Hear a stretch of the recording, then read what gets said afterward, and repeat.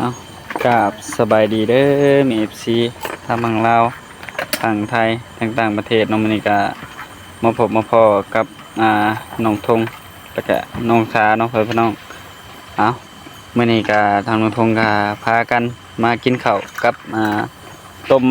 น้ำไม้จ้ำแจ่วกะปิพ่อแม่พี่น้องเอ้ยน้ำไม้คอยไปหากับ แม่ น้องลิน ต้มน้ำไม้ ไปหากับน้องลินเด้มื้อเช้านี่ ต้มน้ำไม้เห็ดกินกับ เจียวกับปีขึ้นมา เห็ดกินแจ่วกะปิเนาะ บ่มันหอมเด้โทนี่ยังจ้ะ สบายดีน้องชา สบายดี สบายดีน้องเล่น สบายดีน้องใหม่ก็สิเหลือซ้ำนี่เนาะเพราะว่าแบ่งให้น้องน้ำหน่อยโท แมน กินน้ำกันนี่แหละมีหยังก็แบ่งให้กันกิน เอ้ย เข้าไปใกล้ๆเนาะ โดยเนาะโอ้ ของมัน ต บ้า อน น นี้ก็กำลังอันนั้นอยู่ โอ้ กำลังปอกกาบหน่อไม้ มื้อเช้านี่ทางไอ้ทงเพิ่นบ่ได้ไปน้ำเนาะเพราะว่าเพิ่นฆ่าเผาอันนี้น้อยโท แมนข้าเผาทาน เลยไปกับน้องลิน2 คนฆ่าไอ้ทงหลายแห่หลายหว่าได้ทำไมนะ เหมาะ แม่ อืม มื้อหน้าไปหาอีกก็หวนไปหากับน้องลินก็ เอาก็ดีละทางน้องทงก็กวาดทานแล้วก็สิไปหาน้องภูผาเพิ่นแล้วเนาะพี่น้องแต่ว่าสิไปสั่งไม้ไว้แต่ว่าบ่ได้สั่งเพราะว่าเพิ่นก็ค่าเวียกทางเพิ่นค่าเวียกเนาะก็เลยบ่ได้ไปสั่งไม้มาเสริมใส่ถ้าบ่พอเฮาก็ตัดเพิ่มเนาะ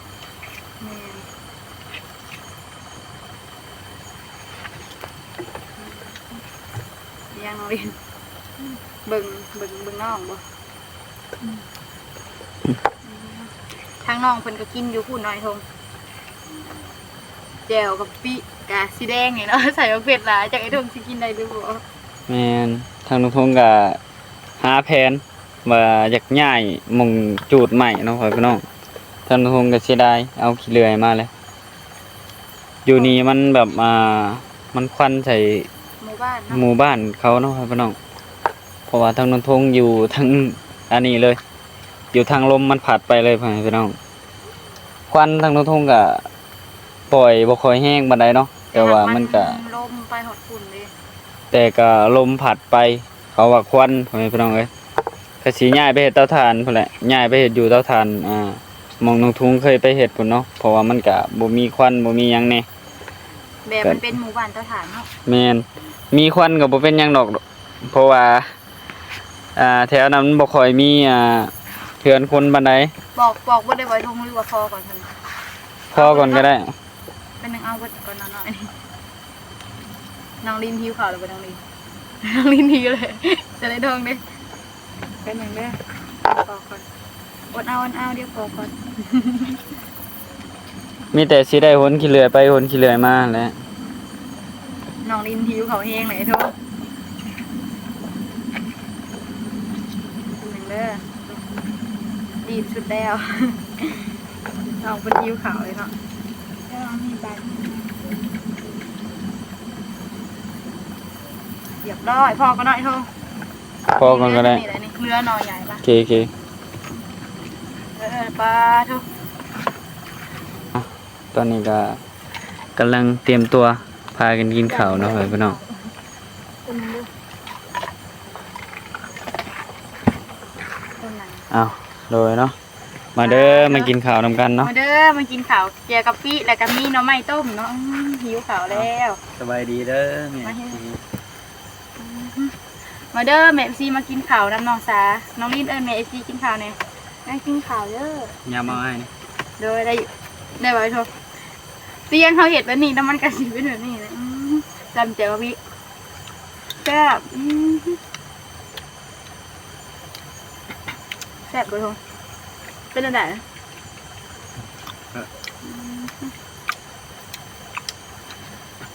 มาเด้อแม่เอฟซีมากินน้ำทางน้องสาเดียวทางน้องสาสิกินเผื่อดอก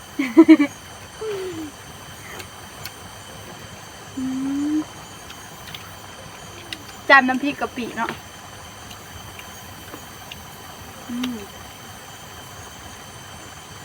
ใช่มันเป็นหน่อไม้พ่นไม่ก็คือหวาน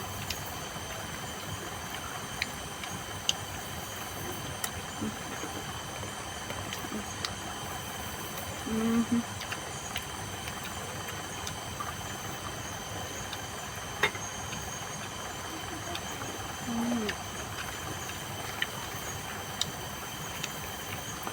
นี้พี่ลมนะ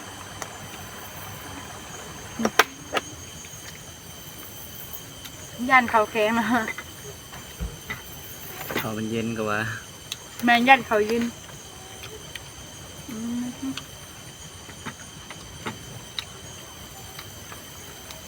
หาหน่อไม้สดๆแซ่บเนาะ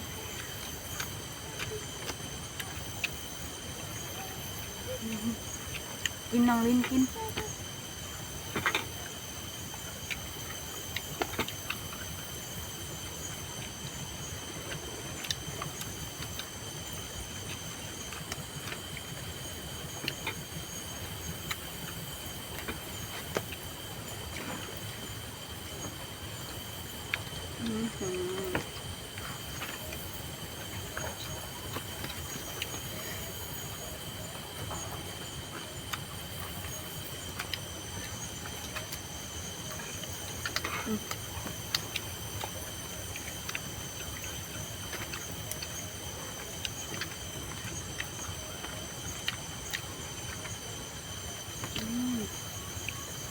ของบอกให้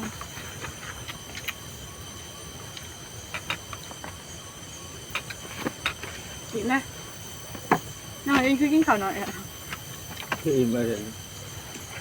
ใส่ท้องทุนเข้าไปเดี๋ยว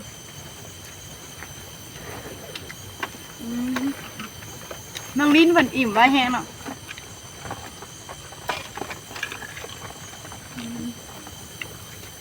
ยังเหลือแต่เรา2 คนขึ้นทำอิ่มเลยเขา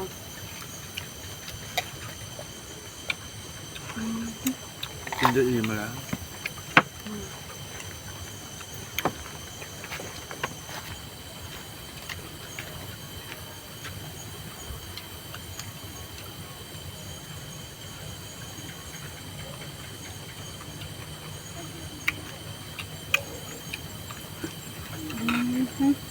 แซ่บแห้ง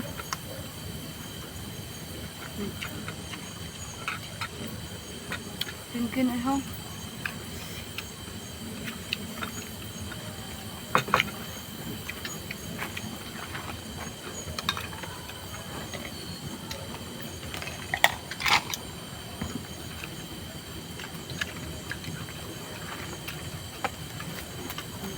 สิไปนั่งรินญี่ปุ่นบอกไปนั่งมาเลย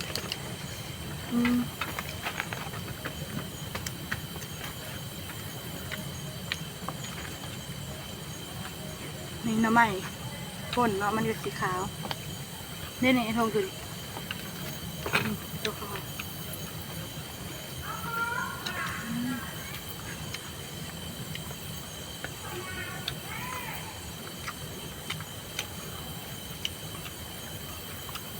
ถ้าเป็นน้ำมันพ่นน้ำมันหวาน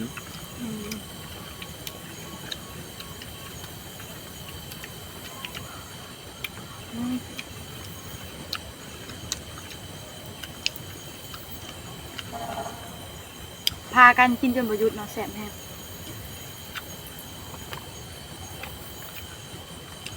คนร้ายทำมีแต่สีแกงเนาะ น้องเล่นไปคืออิ่มไว้ทั้ง มึงคือว่าเพิ่นกินข้าวแล้วบอก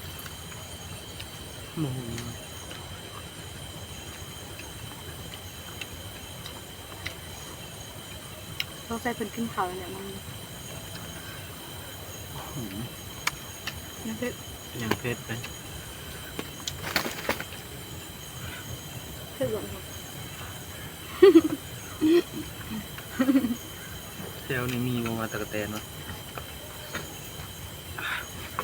ไอทงเพชรนะเธอเนี่ย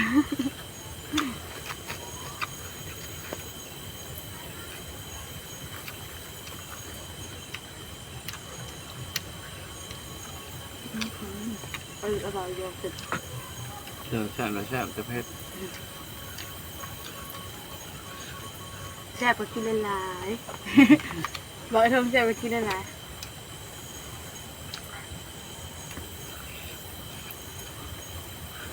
ข้ากินข้าวไปก็คือ นี่ข่าวแรงเนาะขำเลย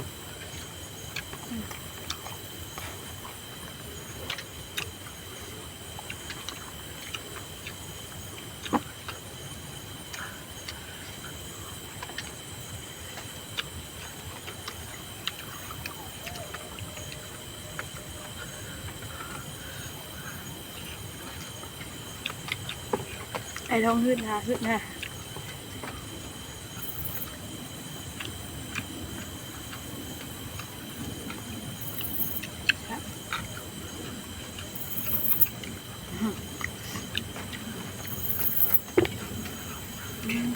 สุดยอดป่ะ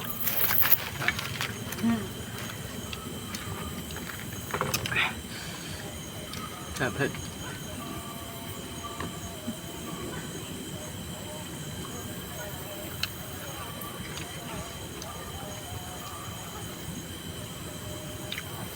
แซ่บครับ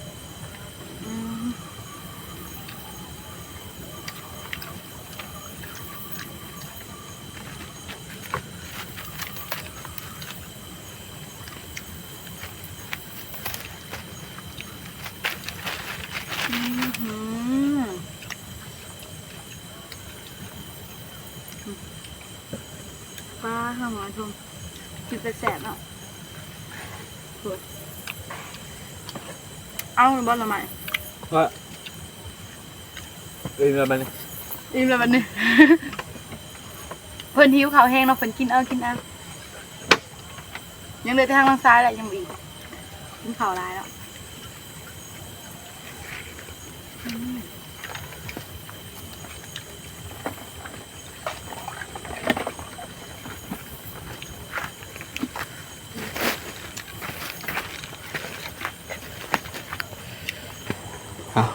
โดย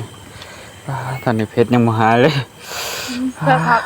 ยังคิดอิ่มมาทำ ครับอันนี้หากระไหมได้น้อยหนึ่งเนาะต่อทานนี่ก็ทางนนทงกะโฮดเอาน้ำโฮดแล้วไหมได้น้อยหนึ่งยังบ่หลายปานใดเนาะสิทามันสุดคักๆก่อนจังได้ขอดปาดเดียวเนาะพี่น้องตอนนี้หาก็ได้ไหมครึ่งเดียวยังบ่ฮอดครึ่งใช่มั้ยจ๊ะ ยังบ่ฮอดส่งครับข้ากระไปห้ากระไม